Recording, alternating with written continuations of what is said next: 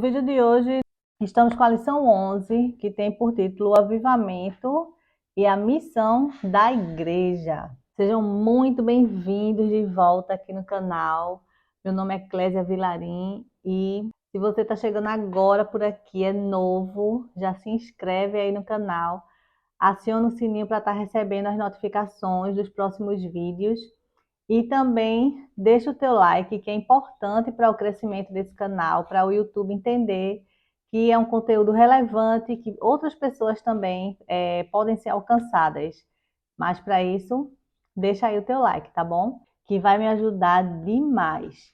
Vamos começar aqui com o texto áudio da lição, que está destacado aqui. Diz assim: E disse-lhes: Ide por todo o mundo, pregai o evangelho a toda criatura. Quem crer e for batizado será salvo, mas quem não crer será condenado. Isso está em Marcos, capítulo 16, os versículos 15 e 16.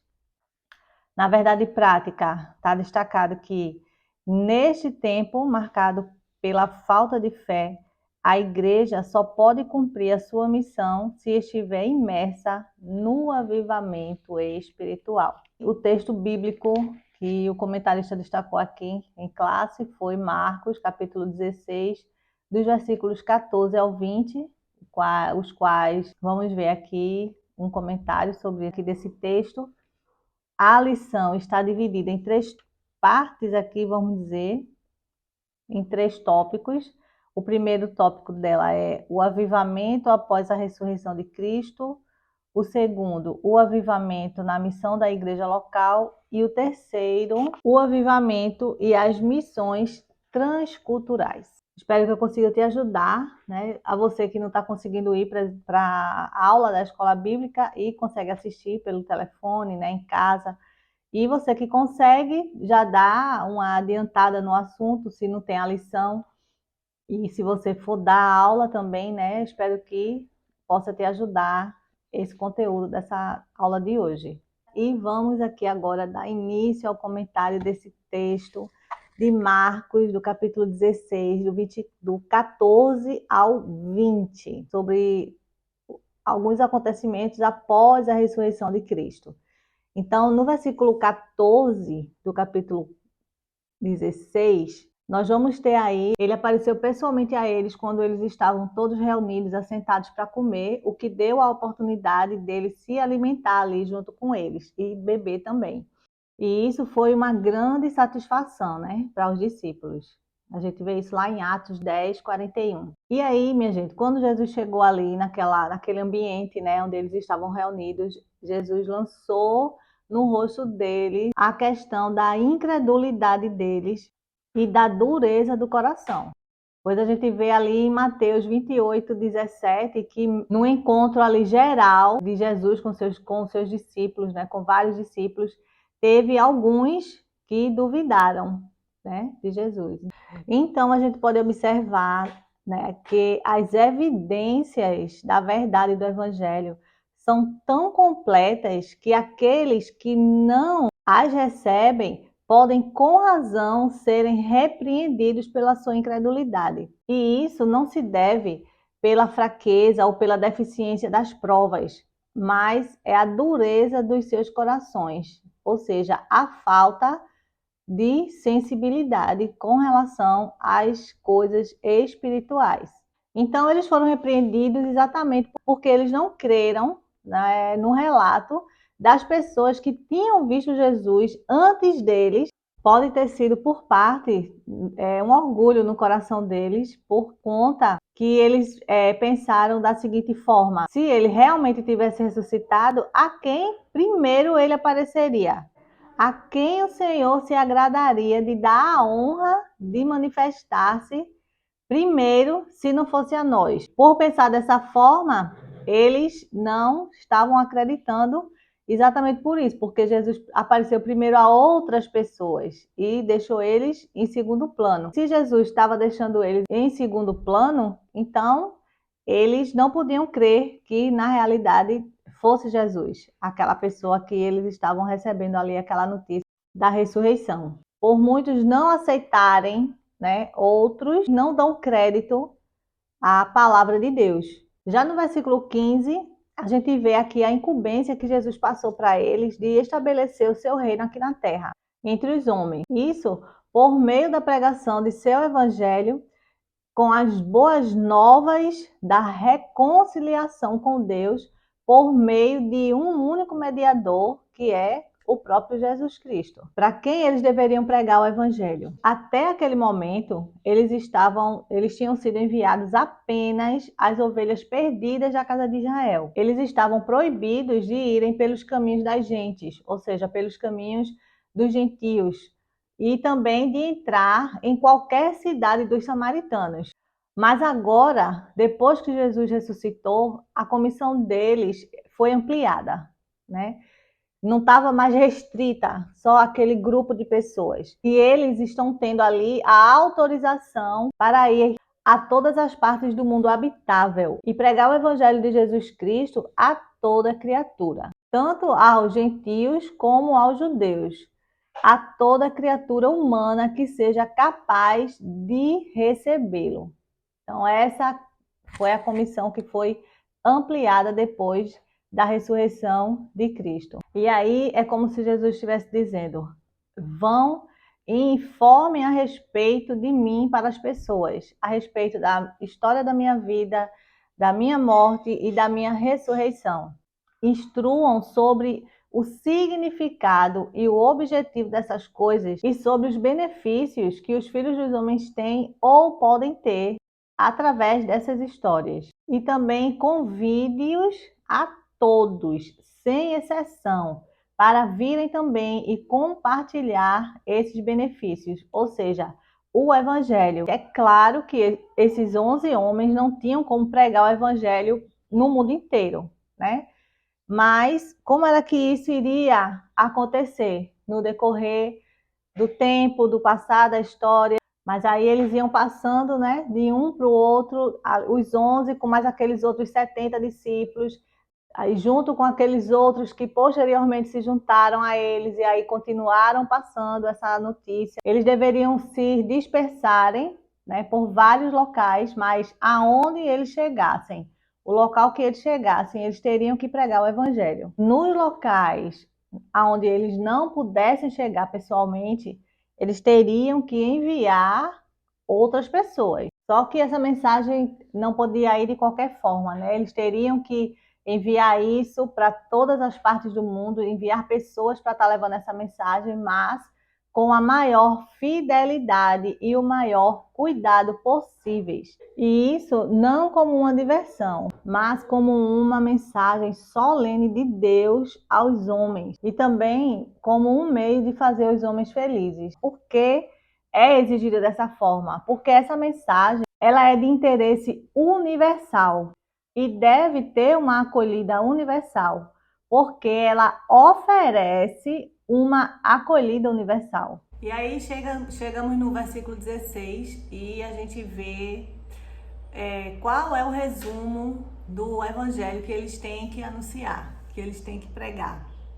É como se Jesus estivesse dizendo assim: apresentem para o mundo a vida e a morte, o bem e o mal. Digam aos filhos dos homens que todos eles estão em uma condição de infelicidade, de perigo, condenados, derrotados e escravizados pelo inimigo. E isto está bem claro no fato de serem salvos, coisa que eles não precisariam se eles não estivessem perdidos. Vão, digam a eles que se eles crerem no evangelho, se arrependerem, se tornarem discípulos de Jesus, se eles renunciarem o mundo, a carne, se eles forem realmente devotos a Jesus como Senhor e Salvador de suas vidas, eles serão salvos da culpa e do poder do pecado. O pecado não vai mais governar eles e também não vai poder mais destruí-los.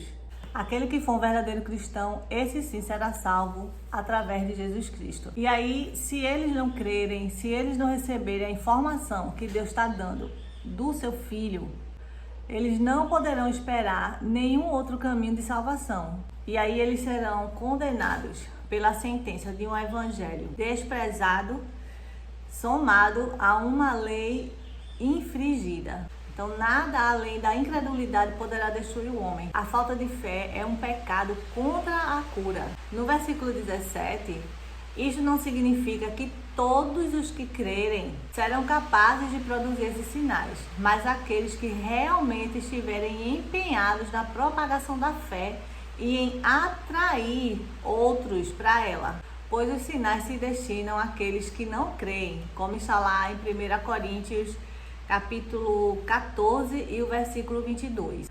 Tendo essas credenciais, eles poderiam viajar realizando a obra que foi confiada a cada um deles, com a certeza do sucesso em suas missões. No versículo 19, a gente vê aí, que Jesus, ele não só foi admitido, como ele teve também total acesso ao seu reino celestial. Ele foi recebido com cerimônia, com aclamações das hostes celestiais em voz alta, e se assentou à direita do Pai. O Senhor então se assentou em uma postura de repouso, pois ele concluiu a sua obra.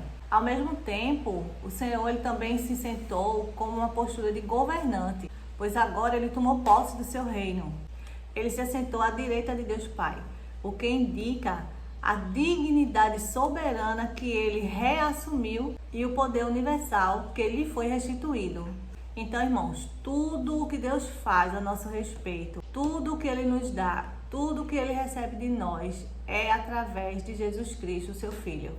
Aqui no versículo 20, nós temos Deus cooperando efetivamente com ele, pelo Espírito, para tornar o seu trabalho bem-sucedido, confirmando assim a palavra com os sinais que se seguiam.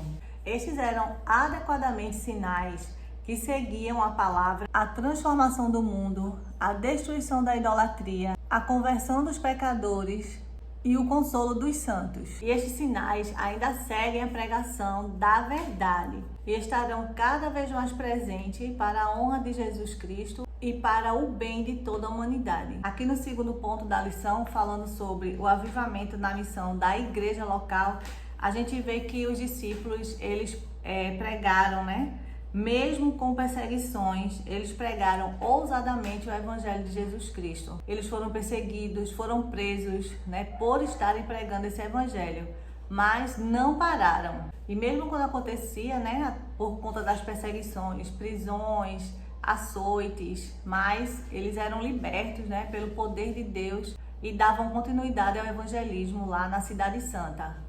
Este é o modelo de evangelização dinâmica local. Não pregar o evangelho apenas dentro de 4 paredes, mas também realizar a evangelização pessoal nas casas, nos bairros. Então, a igreja avivada, ela apresenta sinais de que o Pentecoste está ativo em sua prática missionária. Há uma demonstração de que os dons espirituais estão ativos em sua vida e o amor pela pregação do evangelho se faz notório. Sobre as missões regionais, nós sabemos que no nosso Brasil existem muitos estados, onde tem cidades, interior. Então, no caso aí são as nossas Samarias, que precisam ser evangelizadas. Os discípulos ali, eles, depois que eles pregaram o evangelho lá em Jerusalém, eles espalharam e levaram ele para muitos outros locais. Então, queridos, nos dias de hoje, a gente espera, que Deus ele desperte a sua igreja para chegar nesse nível de estar realmente preocupado com a evangelização. Que o Senhor ele desperte as igrejas de grande porte, de pequeno porte, nos municípios grandes, pequenos, e que isso, que a igreja se desperte para fazer essas missões regionais, esse trabalho de evangelismo, e que isso aconteça antes que seja necessário uma perseguição, para poder o povo se despertar e saber que tem que fazer essa obra, que é uma obra que está no coração de Deus. Ainda nós temos liberdade constitucional para a gente proclamar a nossa fé, para pregar o evangelho.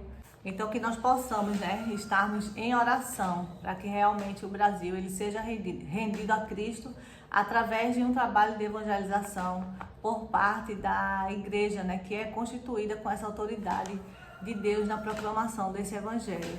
O último e terceiro ponto da lição fala sobre a missão transcultural, né? Nós sabemos que nós sairmos do nosso país e ir para um outro país com uma cultura diferente, língua diferente.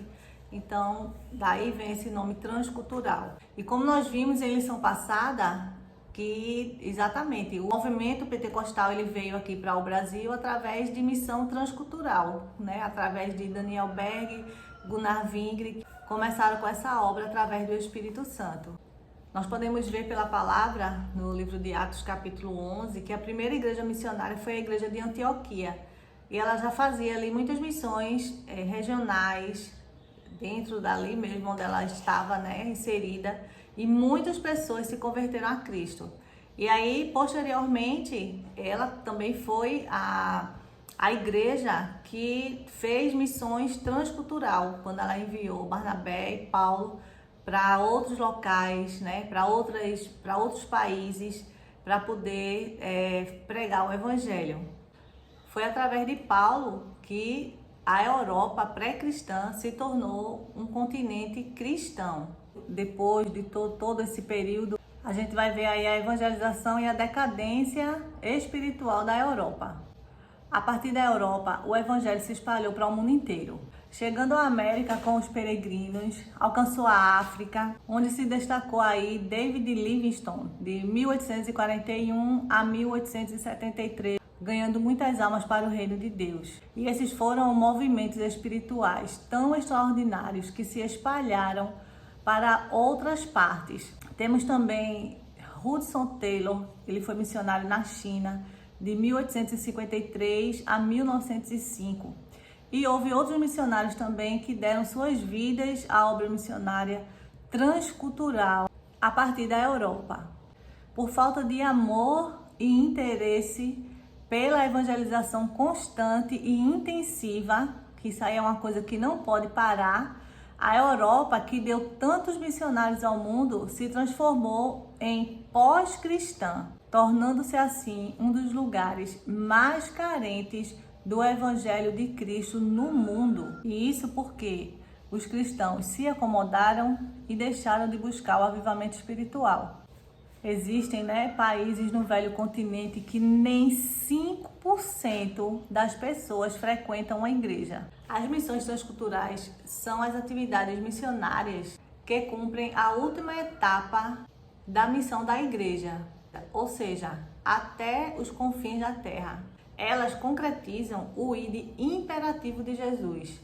Ide por todo o mundo e pregai o evangelho a toda criatura. Então, se as igrejas não tiverem com essa visão, de estarem enviando missionários para as missões transculturais, porque existem pessoas que Deus tem separado para esse serviço, para essa obra. São chamados específicos, de pessoas que saem do seu país para outro, para estarem pregando o evangelho. Então as igrejas têm que ter esse olhar, essa visão, missionária para o reino de Deus, de estar enviando e estar mantendo esses missionários lá no campo, de missões, para poder eles estarem fazendo a obra de Deus. E aí esse objetivo missionário só pode ser alcançado se houver o avivamento espiritual na igreja, começando pelos pastores, líderes, dirigentes. Na conclusão aqui da lição diz que os cristãos avivados, eles demonstram compromisso com Deus, com Cristo, com a missão da igreja. Eles têm amor pela obra de Deus e também cooperam com o evangelismo local, regional e transcultural. Em várias igrejas cristãs, mesmo no século da falta de fé, há demonstrações de avivamento espiritual, com a manifestação dos dons do Espírito Santo e o fervor na busca pelas almas perdidas. Essa é a missão maior da Igreja de Jesus Cristo. Então, que nós possamos ter aprendido hoje, a importância de sermos cristãos avivados, comprometidos com o reino de Deus e com a busca pelas almas que estão perdidas. Então, agradeço a Deus por essa oportunidade, agradeço pela tua audiência. Obrigada por ter assistido até aqui. Fica na paz e até o próximo vídeo.